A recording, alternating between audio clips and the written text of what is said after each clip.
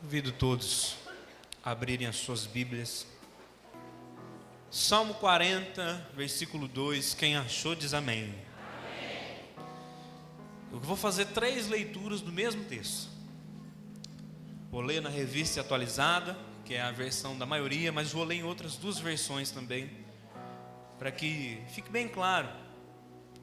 Nós vamos ler apenas o versículo 2 do Salmo 40, que diz assim: tirou-me de um poço de perdição e de um tremendal de lama, e colocou-me os pés sobre uma rocha e me firmou os passos. Numa outra versão diz assim: tirou-me de um lago horrível, de um charco de lodo, pôs os meus pés sobre uma rocha e firmou os meus passos. E ainda numa terceira tradução, na linguagem de hoje, diz assim: tirou-me de uma cova perigosa, de um poço de lama, e me pôs seguro em cima de uma rocha e me firmou os passos. Amém, igreja? Eu queria que você fechasse os seus olhos por mais um minuto. A presença de Deus, ela é real nesse lugar. Oh, aleluia. Pai, em nome de Jesus, nós cantamos, ó Deus, que o Senhor é a aliança entre nós.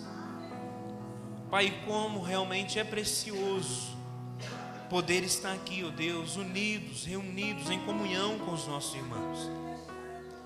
Pai, nós cantamos também, ó Pai, que o Senhor é o nosso alvo, que nós não venhamos olhar para nada a não ser para o alvo, que é o Senhor, ó Pai. Que a nossa mente, ela não se desvie nem para a direita e nem para a esquerda. Ó Deus, que os nossos sentimentos estejam aqui, olhando para o alvo, que os nossos olhos estejam no alvo, que é o Senhor Jesus. Pai, nós cantamos também que o Senhor nos ama, e como é verdade isso, o Senhor nos ama mesmo. Como o Senhor nos ama. E a prova desse amor, ó Pai, é que nós estamos aqui hoje. A prova desse amor, ó Deus, é que um dia o Senhor Jesus entregou a sua vida para morrer por nós. E isso nos deu a oportunidade, a condição de sermos filhos e estarmos aqui adorando ao Pai nessa noite. Pai, nós cantamos também sobre o perdão e a graça. Ai de nós, ó Pai, se não fosse o Teu perdão e a Tua graça. Aonde nós estaríamos hoje, Pai, se não fosse o Teu perdão e a Tua graça? Ó Deus, o que seria de nós, ó Pai, se não fosse o Teu perdão e a Tua graça? Pai, nós te louvamos pelo Teu perdão e pela Tua graça. Deus, a Tua palavra foi lida, Pai, e que o Teu nome seja glorificado através dessa palavra nessa noite. Que o Senhor possa falar aos nossos corações de uma maneira especial nessa noite. Ó Deus, que essa palavra possa vir ao encontro do nosso coração, e ela possa se chocar com as nossas emoções, com as nossas vontades, que ela possa se chocar, ó Deus, com as nossas motivações, e possa transformar a nossa vida por completo. Que nós não saiamos daqui, ó Deus, da mesma maneira que nós entramos, mas que nós saiamos daqui cheios do Senhor, cheios do Teu Espírito Santo, avivados pela Tua palavra. Em nome de Jesus. Amém e amém. Amém, igreja? Eu quero falar sobre o título nessa noite: da morte para a vida. Da morte para a vida. Esse tema, Deus falou muito forte comigo nesses últimos dias em oração. E o Senhor me trouxe e falou coisas que eu mesmo não esperava. E o Senhor é aquele que nos tira da morte e nos traz para a vida. O Senhor é aquele que nos resgata da morte e nos faz viver novamente. E é esse Deus que nós estamos aqui para servir nessa noite. Um Deus que te tirou, meu irmão, da morte. E se você não saiu dessa morte, hoje é o dia de você sair dessa morte e viver na vida com Ele. Da morte para a vida. Eu quero que esse tema seja algo que venha impactar no seu coração. E o texto que nós lemos aqui do Salmo 40, versículo 2, o Salmo 40, que é classificado como um salmo de ação de graça, um salmo de agradecimento, escrito pelo próprio rei Davi. O problema é que muitas vezes nós olhamos para esse salmo e nós nos atentamos apenas para o primeiro versículo. Às vezes nós olhamos para o primeiro versículo e gostamos de ler, né? Esperei com paciência no Senhor e Ele se inclinou para mim e ouviu quando clamei por socorro. Que bênção! E às vezes a gente esquece de continuar lendo o texto. Um texto que está dizendo assim: tirou-me de um poço de perdição e de um tremendal de lama e colocou os meus pés sobre uma rocha e firmou os passos. Esse texto ele tem muito a nos ensinar nessa noite. E esse texto começa dizendo assim: olha, tirou-me de um poço de perdição. No hebraico está dizendo assim: tirou-me de um poço de tumulto, tirou-me de um poço, de um buraco profundo, de um abismo profundo. E aqui o salmista, para poder enfatizar o grande momento de provação e dificuldade que ele estava passando, ele usa essa linguagem melancólica. Olha, o Senhor me tirou de um poço de perdição, o Senhor me tirou de um poço de morte. E pesquisando sobre esse poço, talvez pode ser em relação aos poços que eram cavados no deserto, poços que eram cavados onde os animais pastavam. E quantos animais não caíam nesses poços, e quantos animais não morriam. Então, quando o salmista diz aqui: olha, o Senhor me tirou de um poço de perdição, ele está dizendo assim: o Senhor me tirou de um poço de morte. O Senhor me livrou de um poço de morte. O Senhor me livrou de uma grande provação, de algo que me levaria à morte. Sabe por quê? Porque o Senhor é aquele que nos tira desses poços de morte. O Senhor é aquele que nos tira desses poços de perdição. Porque a vida sem Jesus é um eterno poço. A vida, grave isso na sua mente, a vida sem Jesus é um eterno poço. Quando nós estamos sem Jesus, nós estamos dentro de um poço de perdição. E meu amado, não existe para onde ir, não existe um lugar para onde ir. Quando nós estamos dentro de um poço de perdição, o único lugar que tem para ir é para onde? Para cima. O único lugar o qual nós podemos sair desse poço é para cima. E o único que pode nos tirar desse poço é o Senhor Jesus. E o salmista diz aqui: olha, o Senhor me tirou de um poço de perdição. E o Senhor me tirou de um tremedal de lama.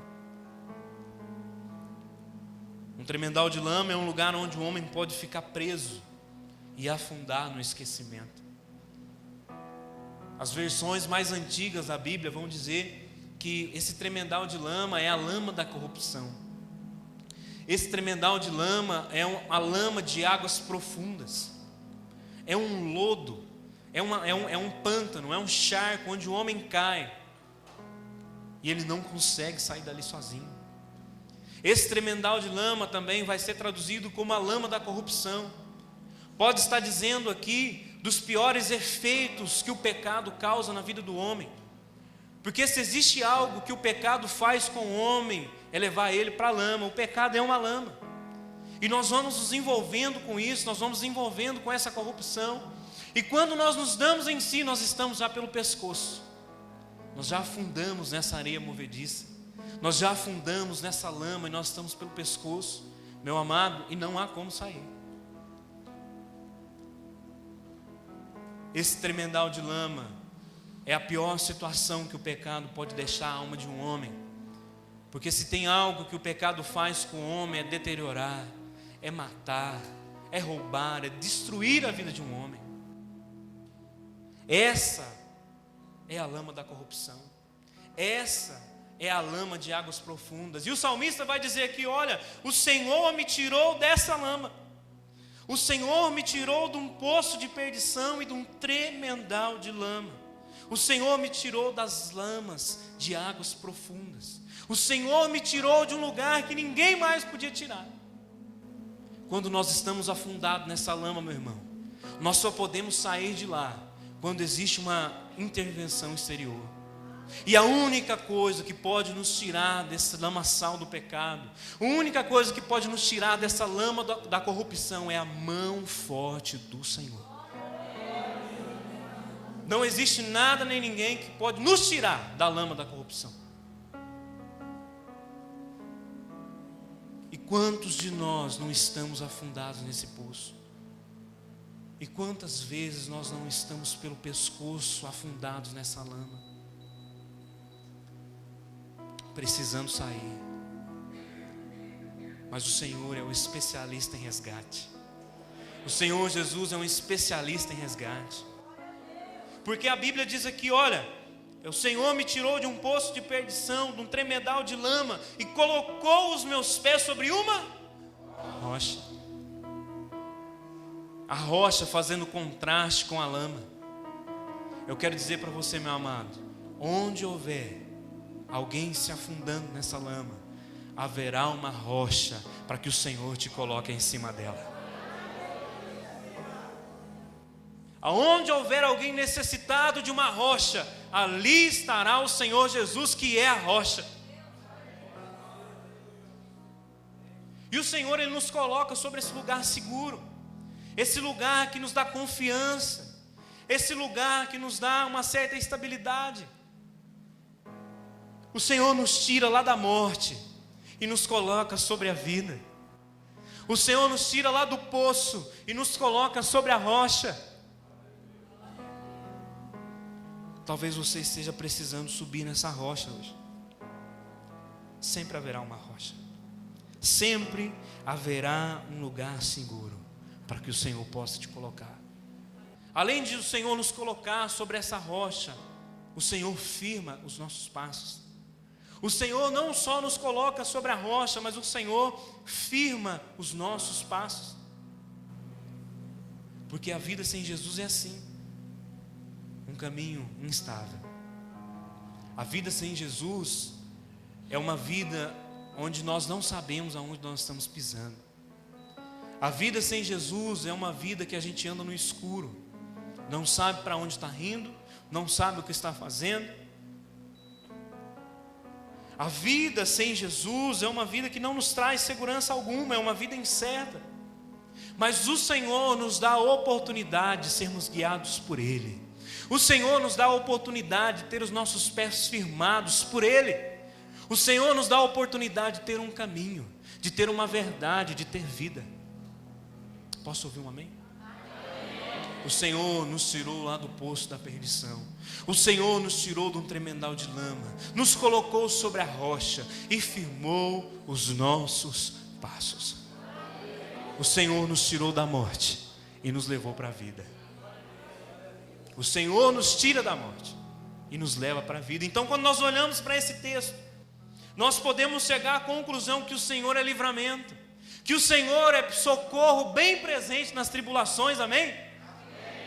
O Senhor é socorro bem presente. O Senhor é livramento na sua vida. Quantos creem que o Senhor é livramento aqui? Quantos creem que o Senhor é um socorro bem presente nesse lugar? O Senhor nos tira da morte e nos leva para a vida. E eu quero contar um testemunho de algo que aconteceu comigo há 2 semanas atrás. No dia 29 de junho, 29 do mês passado agora, nós saímos de viagem para Ilhéus, na Bahia. Eu, o pastor Antônio, o pastor Ronei e o Vinícius. Cadê o Vinícius? Aqui o Vinícius. Nós saímos aqui no dia 29, na segunda-feira, de madrugada. 6 horas da manhã a gente estava saindo no trevo de Rio Verde ali. Nós viajamos durante a segunda, o dia todo. Paramos para dormir em Salinas, né, quase na Bahia já. Andamos 1.200 quilômetros no primeiro dia. E dormimos, acordamos no outro dia cedo de novo, continuamos, almoçamos em Vitória da Conquista, né? E eu descobri que lá na Bahia tem uma cidade que é muito frio, chama Vitória da Conquista. E eu perguntei por que era frio, e eles disseram que lá é a Suíça baiana. E aí nós almoçamos lá, que por sinal um almoço, né, Vinícius? Né? fez muito crente pecar naquele momento. E aí nós seguimos viagem para Ilhéus, chegamos em Ilhéus mais ou menos umas 6 horas da tarde, né? Havia uma Assembleia Geral da Convenção Batista lá em Ilhéus, por isso nós estávamos indo para lá. Nós chegamos, tomamos banho, já fomos para a convenção à noite, e foi muito bom. O primeiro dia, culto abençoado. Aí fomos para o hotel, dormimos. No outro dia pela manhã estávamos muito animados, porque afinal de contas nós estávamos na Bahia, né? E lá existem algumas placas, né? Sorri, você está na Bahia. E como todo bom goiano não tem praia. Já sou goiano, viu, gente? Sou paranaense, mas sou goiano também. Em Goiás não tem praia, então goiano na praia você já viu, né? Levantamos cedo, muito motivados, animados para aquela missão. Procuramos ali uma praia com um nome bem sugestivo, Praia dos Milionários, né? Mas a gente estava lá, mas não era milionário, né, Vinícius? Mas a gente estava na Praia dos Milionários. Mas é onde começa a minha história, isso tudo. Nós chegamos na praia mais ou menos umas 10 horas da manhã. E descemos ali a areia, e eu doido para pular na água. E aí, cheguei ali, o Vinícius, nós descemos, fomos para a areia. E o Vinícius, você vai entender, viu, irmãos, o porquê desse testemunho.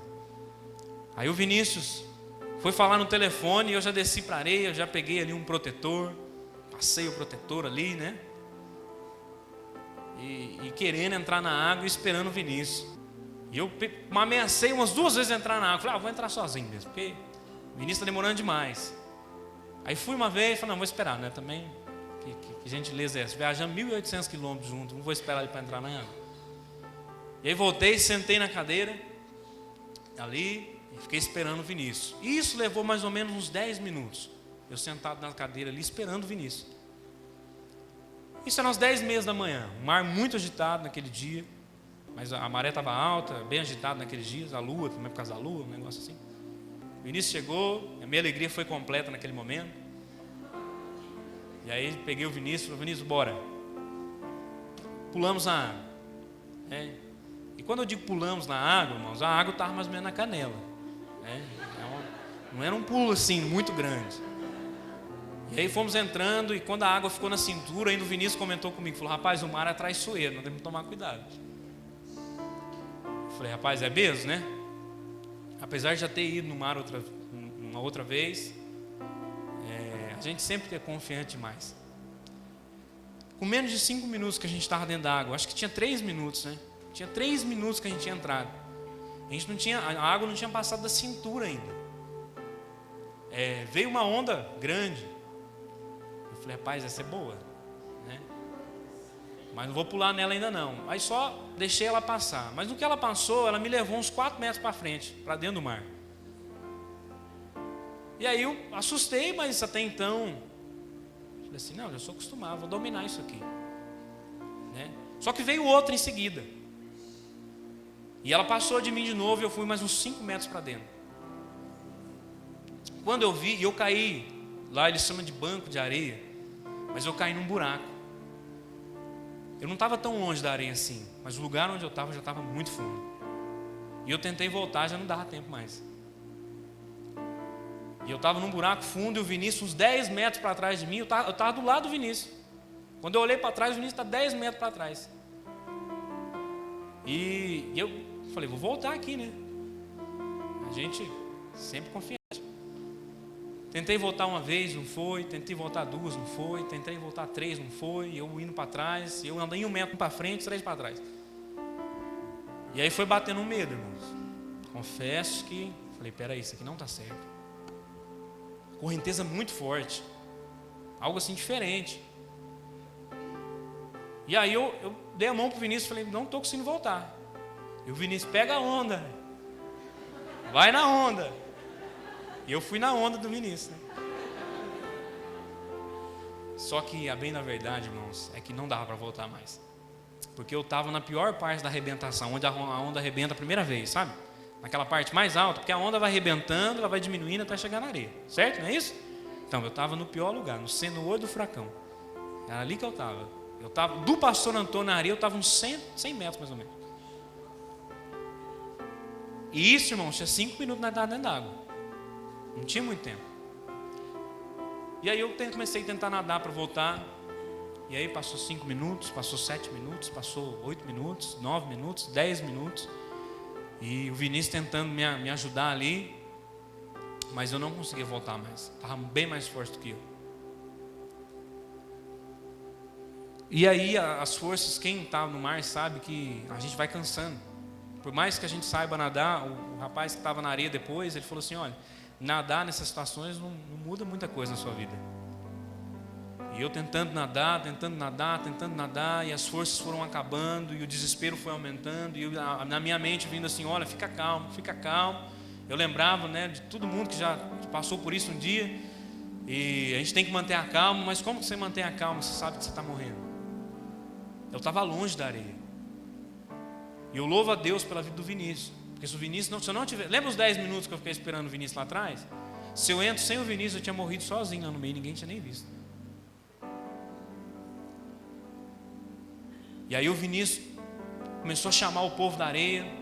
Detalhe, não tinha salva-vida. Naquele dia os salva-vidas tiraram folga. E foi bem esse dia que eu escolhi para afogar. Mas tinha um homem que ele pode até não ser um salva-vidas de ofício, mas ele salvou a minha vida. O nome dele é Helder, um senhor de uns quase 50 anos já, vendedor de coco da praia. Ele viu o Vinícius pedindo ajuda, ele largou os cocos dele lá imediatamente, pegou uma boia, aquelas boias com corda que eles já usam para isso mesmo, e pulou no mar. Mas isso já tinha mais ou menos uns 10 minutos que eu estava lá no meio. E ele demorou para chegar onde eu estava mais ou menos uns 5 minutos. Então foi 15 minutos. Irmão, 15 minutos você sendo maltratado pelo mar é muita coisa. E eu vendo, depois que eu vi que eles estavam vindo, quando faltava mais ou menos ali uns 5 metros para eles chegarem em mim, eu falei, moço, eu não dou conta de nadar mais. Eu não tenho força. E as forças foram acabando. E a força vai acabando e você vai, né? Mas com muita dificuldade aquele homem chegou em mim. Só que quando ele chegou em mim, eu estava no pior lugar que você poderia estar, onde as ondas quebravam de todos os lados que você imagina. E aquele homem chegou com a boia em mim, e eu falei assim, agora eu estou salvo. Mas momentos antes daquilo ali, eu pensei na morte várias vezes. A gente nunca acha, irmãos, que a gente vai morrer. A gente acha que as pessoas vão morrer, não é verdade? A gente nunca se vê nisso. E por vários momentos eu pensei, eu vou morrer aqui. Porque eu não consigo voltar sozinho. As pessoas que estão tentando vir não conseguem chegar. Eu vou morrer aqui. Pastor Antônio na praia, pedindo a misericórdia de Deus. Ele falou que, depois ele contando, né? Ele falou, gente, eu vou chegar em Rio Verde com o corpo desse moço. O que eu vou falar para a igreja? O que eu vou falar para a família dele? Veio para uma reunião de pastores, leva ele morto. E clamando a misericórdia de Deus ali. Pastor Ronei desesperado, Vinícius também, mas não tinha o que ser feito. Se eles entram, o pessoal que chegou lá depois falou, se entra, morre todo mundo junto. Porque não tem como. Mas o senhor Helder chegou onde eu estava. Só que a corda que era para ter ficado lá na areia para alguém puxar, embolou no meio do caminho. E ela veio para dentro do mar junto. E ele não viu. Então detalhe, ele chegou com a boia onde eu estava, mas não tinha como voltar mais. Ficou eu e ele. E um senhor já mais de idade, não acostumado com isso, sim, acostumado a nadar no mar, mas não tão acostumado com isso. Deu cãibra no braço dele. Eu falei, pronto, agora vai morrer eu e ele. Mas nisso, gente, Deus tem os seus anjos. Amém? Deus sempre tem uma rocha aonde alguém precisando de uma rocha. Existe um outro moço, o nome dele é o Alisson, e um dia eu quero trazer ele aqui em Rio Verde. Crente, diácono da igreja lá na Bahia, lá em Ilhéus. Um homem que também é um menino, rapaz, forte, surfista, e trabalha na praia pintando azulejos. Sabe aqueles azulejinhos assim que o pessoal pinta na praia? Ele estava na igreja trabalhando naquela manhã. Ele não ia na praia. E ele lá mexendo com as coisas da igreja, arrumando o tempo. Diz que veio uma vontade dele para ir para a praia. E ele falou que ele se viu incomodado com aquilo. Ele falou, vou lá na praia ver como é que está, para ver se eu vou trabalhar hoje ou não. E quando ele viu, ele já estava na praia. Ele deixou tudo que ele estava fazendo na igreja e foi para a praia. Ele desceu a areia e viu aquele movimento. Ele viu a dificuldade que eu e o senhor Helder estavam passando lá no meio do mar. Imediatamente, ele pulou na água também. Deus tirou aquele rapaz lá da igreja para levar lá, para salvar ele, para me salvar. E se aquele moço não chega naquele momento, nós tínhamos morrido lá. A praia estava cheia de gente, mas ninguém para querer ajudar, ninguém para se arriscar. As pessoas da praia, da areia olhando, uns comentando, falando assim, aqueles comentários assim bem tranquilizadores, né? Já vi muita gente morrer assim. Mas aquele moço chegou até onde estava a corda, a velocidade bem rápida, e começou a puxar. Só que tinha dois na boia, não era só eu. Tinha eu e o senhor Helder. E ele não conseguia puxar, porque estava muito forte. Por vários momentos, quase que o Alisson, que era o surfista que entrou, por vários momentos ele quase foi também. Porque a maré estava voltando. Então, quem conhece o mar sabe que por baixo a correnteza é muito forte. E ele não conseguia ficar de pé. E aí veio uma última onda, né? O golpe da misericórdia. A maior que eu vi naquele dia. E ela veio e deu um spa em todo mundo. Derrubou o Alisson, derrubou o senhor Helder que estava comigo na boia. Eu larguei a boia. Só que eu fiquei mais perto da boia, logo pulei nela de novo. O senhor Helder foi arrastado, para você ver mais ou menos como que estava o mar nesse dia. O senhor Helder, que é o vendedor de coco, foi arrastado assim por uns 5 metros longe de mim. E nisso ele, com muito custo, ele conseguiu sair. E aquele rapaz me puxou. Eu sei que nisso tudo foi uns 20 minutos. E quando eu estava chegando, assim, estava daqui no Daniel mais ou menos. Eu falei, rapaz, não me solta. Eu nunca falei algo tão verdadeiro para uma pessoa que nem aquele dia. Eu falei assim, não me solta que eu não consigo nadar mais. Eu não tinha força nos braços, não tinha força na perna, não tinha força mais nada, tinha engolido água. E ele veio me puxando, e teve uma hora que ele falou assim, pode ficar de pé. E a hora que eu coloquei o pé na areia, eu caí de cara de novo na água e não tinha força mais. Não tinha força para nadar mais. Se aquele rapaz não chega, ele tinha morrido lá no meio. E ele puxou, fez. Aquele dia ele fez força. Com muito custo nós chegamos na areia. E eu dei um abraço naquele rapaz. Chorei com ele na beira da areia. Eu falei, muito obrigado porque você salvou minha vida.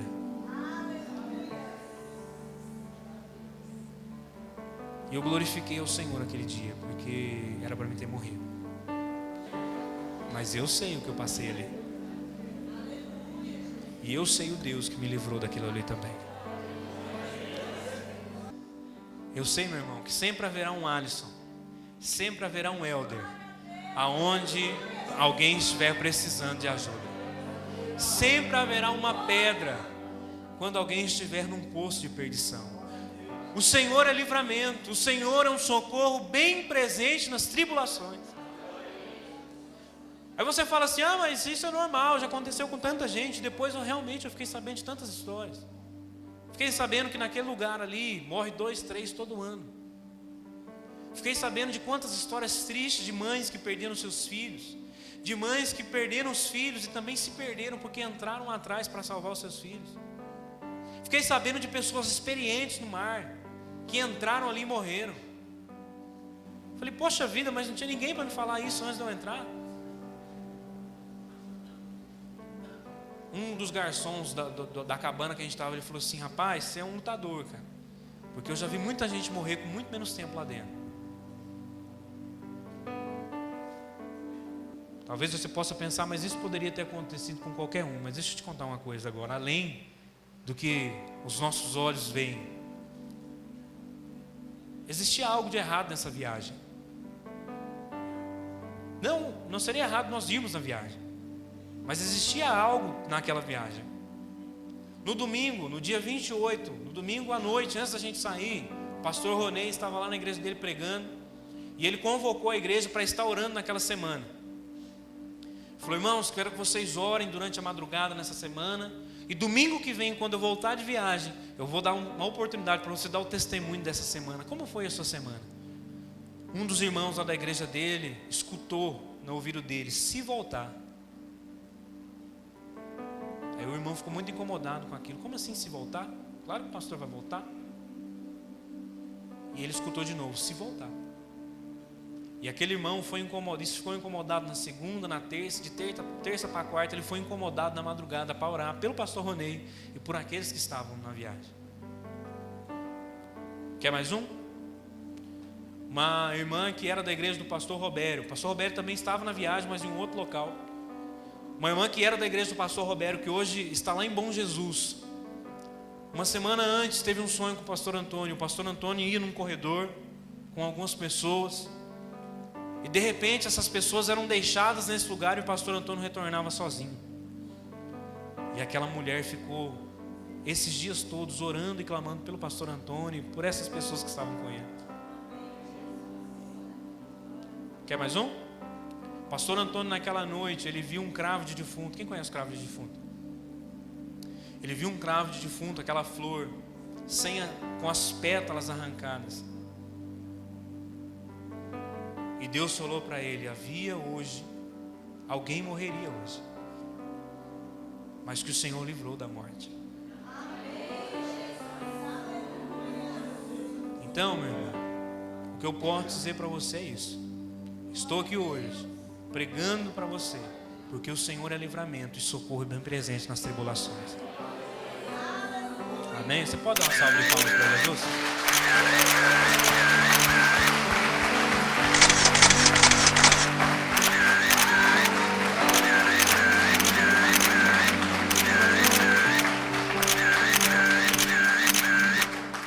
E eu confesso que depois desse dia eu passei a olhar a morte de uma maneira diferente.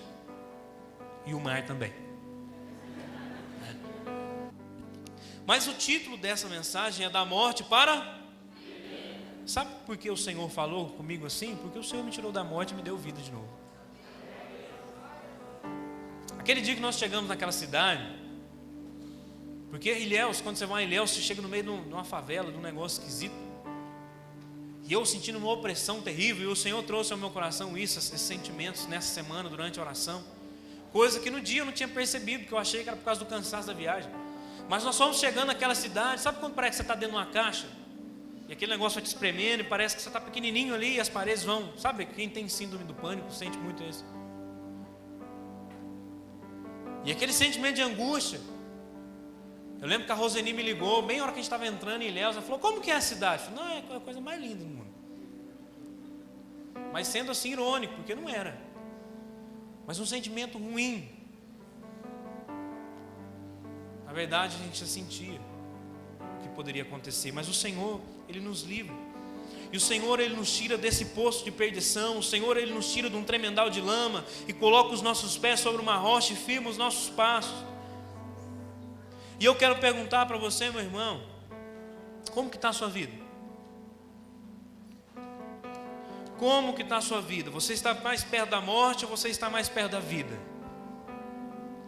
Como que está a sua vida hoje? Você está aqui na parte da morte ou você está lá na vida? Próximo da onde nós estamos?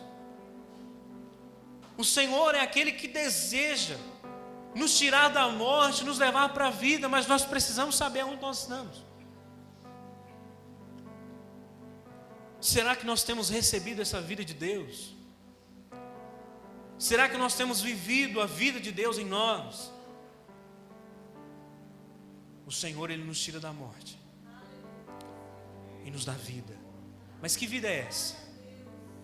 Para você que gosta de anotar o primeiro ponto da mensagem: o Senhor nos tira da morte e nos coloca na vida, uma vida abundante. João 10:10, a parte B do versículo, Jesus diz assim: eu vim para que tenham vida e a tenham em abundância. O Senhor nos tira da morte para nos dar vida abundante. Vida abundante é uma vida plena, uma vida completa. Meu irmão, Jesus não tem uma vida meia boca para você não. Jesus tem uma vida abundante, uma vida completa para você viver. Amém, igreja? Uma vida plena. Porque, meu irmão, muitas vezes nós vivemos uma vida, a vida sem Jesus, ela é uma vida que nos falta muitas coisas. Quando nós vivemos sem Jesus, existem alguns vazios dentro de nós que nada nem ninguém pode preencher. Existem coisas dentro de nós que não há nada que a gente coloque ali que resolva. E aí nós vamos buscar aquilo que Jesus pode nos dar, nós vamos buscar nas pessoas. E aí nós nos frustramos porque as pessoas nunca vão poder dar aquilo que o Senhor dá. E aí nós vamos buscar nas coisas, completar aquilo que está faltando, mas as coisas nunca vão poder completar o vazio que só o Senhor Jesus pode dar. Que é completar esse vazio que só o Senhor Jesus pode completar. Mas Jesus não só completa o vazio, Jesus entra na nossa vida e transforma todo o nosso interior, amém? A missão de Jesus não é só nos dar aquilo que nos falta, mas a missão de Jesus é ser tudo em todos. A missão de Jesus é ser tudo na sua vida. Jesus não veio para te dar aquilo que está faltando, não. Jesus veio para te dar tudo. Amém, igreja? Jesus veio para ser completo, para te dar uma vida abundante, uma vida plena nele. Uma vida plena de Deus. Porque talvez você fale assim, uma vida completa de quê? Uma vida completa de Deus. A palavra diz assim, olha, vós sereis o meu povo e eu serei o vosso Deus. Jeremias 30. Nós temos e servimos um Deus vivo e verdadeiro. Nós não precisamos mais ficar buscando a existência da vida. Por que será que eu existo? A gente não precisa mais ficar buscando a razão da nossa vida. Olha, por que eu estou aqui? Olha, para que eu nasci? Não, quando nós vivemos uma vida abundante, nós sabemos o Deus que nós servimos, um Deus vivo e verdadeiro. Nós temos um Deus em que nós podemos confiar, um Deus em que nós podemos orar, um Deus em que pode nos sustentar. É uma vida plena, uma vida abundante de Deus, amém? Uma vida plena também do Espírito Santo, Efésios 5,18, enchei-vos do Espírito Santo. O Espírito Santo, meu amado, é o único que poderá te convencer do pecado, te convencer que você está errado, te convencer da justiça e do juízo. O Espírito Santo é o único que vai poder consolar a sua vida. A Bíblia diz que nós não sabemos orar, mas que o Espírito, Ele intercede por nós com gemidos inexprimíveis. Nós precisamos viver uma vida abundante do Espírito Santo. Uma vida abundante de alegria. Nós ficamos vendo pessoas correndo de um lado para outro tentando ser felizes, mas o segredo da felicidade não está em nada a não ser em Jesus. Jesus, o próprio Jesus disse assim, olha, tenho-vos dito isso, para que a minha alegria permaneça em vós, e a vossa alegria seja completa. Jesus tem para você uma alegria completa. A alegria de Jesus não é passageira, a alegria de Jesus é eterna. Grave isso na sua mente, no seu coração. A alegria que Jesus tem para nós não é uma alegria passageira, é uma alegria eterna. A alegria que Deus tem para nós não depende do lugar onde estamos, não depende das pessoas que estão conosco, não depende da igreja, não depende do irmão, depende só dele. Posso ouvir um glória a Deus? Nós não precisamos de nada para ser felizes. Nós não precisamos de um show para ser feliz, meu irmão. Para ser feliz você precisa de Jesus e mais nada. Fica a dica. Amém? Você não precisa de mais nada para ser feliz. O Senhor quer que você tenha uma vida abundante de alegria. Uma vida completa, abundante, de ter o privilégio de sermos chamados filhos de Deus. Meu amado, nós temos o privilégio de sermos chamados filhos de Deus. Lá em João 1 vai dizer que aqueles que creram nele, deu-lhes o poder de serem chamados filhos de Deus. O Senhor, Ele não nos abandona. A palavra do Senhor nos diz que mesmo que uma mãe abandone o seu filho, eu jamais te abandonarei, diz o Senhor. Nós não somos mais órfãos, nós temos um Pai celestial. E nós vivemos num tempo que quantas crianças nós não vemos abandonadas pelos seus pais? E quantos pais não são abandonados pelos seus filhos, principalmente na velhice? E quantos maridos que não abandonam as esposas? E quantas esposas não abandonam os maridos? E quantas famílias não são destruídas? Mas eu quero dizer uma coisa para você: mesmo que todas as pessoas desse mundo te abandonem, o Senhor jamais vai te abandonar. Mas isso é um privilégio para aqueles que são filhos. Uma vida completa, de ter o privilégio de ser chamado filho de Deus. Uma vida completa e abundante de milagres. Irmãos, a vida do crente é uma vida de milagre. A Bíblia diz que se nós crermos, nós veremos a glória de Deus. A Bíblia diz ainda mais que se nós crermos, obras maiores que a de Jesus nós poderíamos fazer. Se existe um povo que experimenta milagre nessa terra, esse povo é o povo de Deus. A sua vida é um milagre, meu irmão. Se você está aqui hoje é um milagre, porque existe um inferno todo tentando te tirar daqui, sabia? Se Deus pudesse abrir os seus olhos espirituais, você veria a guerra que está acontecendo no mundo espiritual, para você estar aqui nessa noite, ouvindo a palavra, sendo transformado por Ele. Então viver uma vida abundante é viver uma vida de milagre, uma vida completa de milagre. O Senhor nos tira da morte e nos coloca numa vida abundante. E o Senhor nos tira da morte e nos coloca numa vida, segundo ponto para você que gosta de anotar, numa vida cheia do seu amor.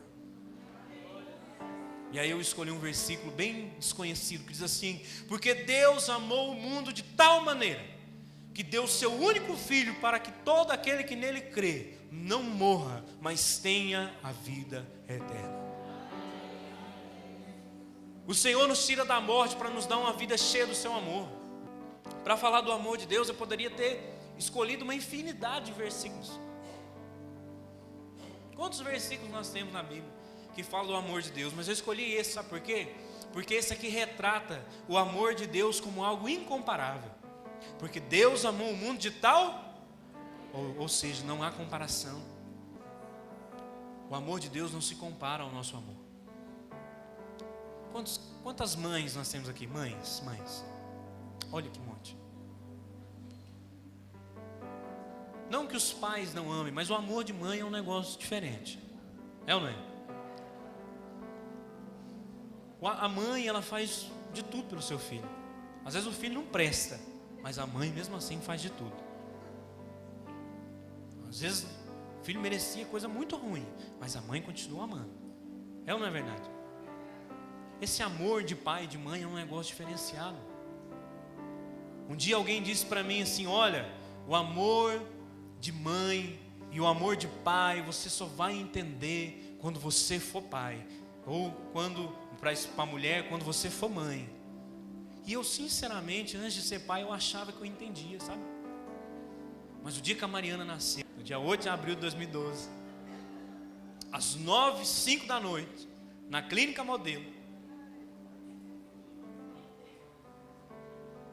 eu sei o amor que foi derramado sobre a minha vida ali. Gente, parece que eu fui transformado. E desde então esse amor só aumenta a cada dia. Gente, mas não tem um amor assim, gente. Só que o amor de Deus, ele é ainda maior que o amor de uma mãe pelo seu filho. O amor de Deus, ele não se compara nem com o amor de mãe, que é um amor muito grande. O amor de Deus é maior do que o amor de qualquer homem mais apaixonado desse mundo. E nós somos o alvo desse amor. O amor de Deus é algo imensurável, e eu e você, nós somos alvo desse amor. O Senhor nos tirou da morte e nos colocou na vida para que nós fôssemos cheios desse amor. Cheios desse amor. Você é alvo do amor de Deus. O Senhor quer te encher desse amor. Que amor é esse que não se explica? O apóstolo Paulo, lá em 1 Coríntios 13, ele vai falar que o amor é um dom supremo, e vai dizer que esse amor vem de Deus. E ele vai dar uma pequena definição do amor. E ele vai começar dizendo assim: olha, o amor é paciente. O amor, ele não arde em ciúmes. O amor, ele não se ufana, ou seja, não é um amor orgulhoso. O amor, ele não se ensoberbece, ou seja, não é um amor vaidoso. O amor, ele não se conduz inconvenientemente. Ele não procura os seus próprios interesses. O amor não é algo egoísta, mas altruísta. O amor não se exaspera, ou seja, não há ira nesse amor.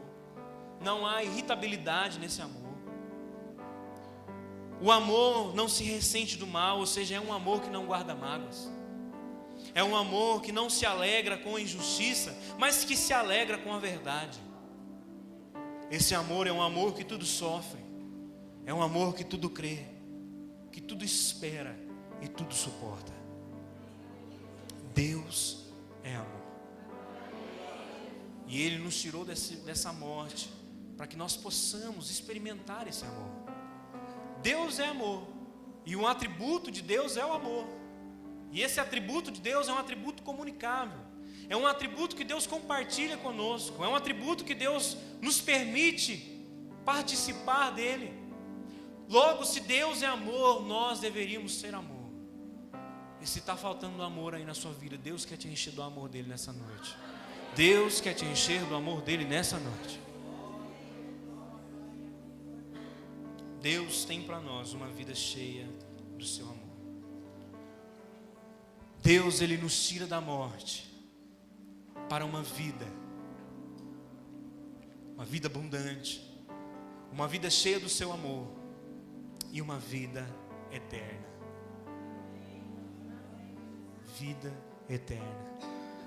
A palavra do Senhor diz lá em Romanos, capítulo 6, versículo 23, assim: porque o salário do pecado é a morte, mas o dom gratuito de Deus é a vida eterna em Cristo Jesus, nosso Senhor.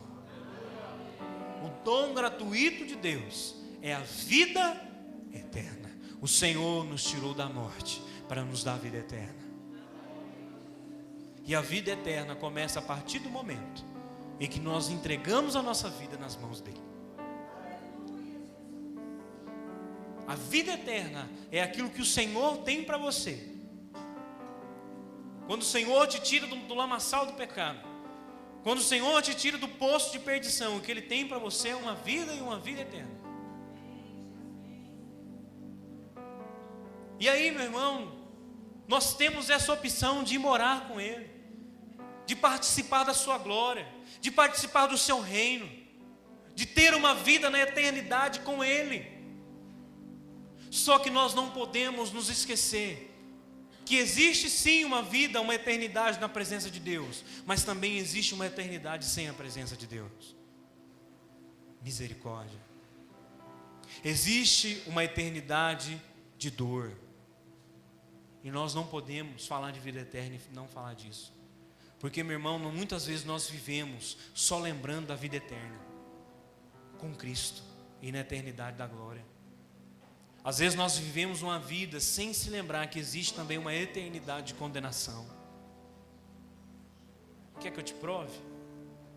Vamos começar aqui pela cidade celestial, pela uma eternidade dentro do reino da glória, uma eternidade na presença de Deus. Apocalipse vai dizer assim: vi um novo céu e uma nova terra, pois o primeiro céu e a primeira terra passaram, e o mar já não existe. Vi também a cidade santa, a nova Jerusalém, que descia do céu da parte de Deus, ataviada como a noiva e adornada pelo seu esposo. Então ouvi uma voz que vinha do trono, dizendo: eis o tabernáculo de Deus com os homens, Deus habitará com eles, eles serão povos de Deus, e Deus mesmo estará com eles.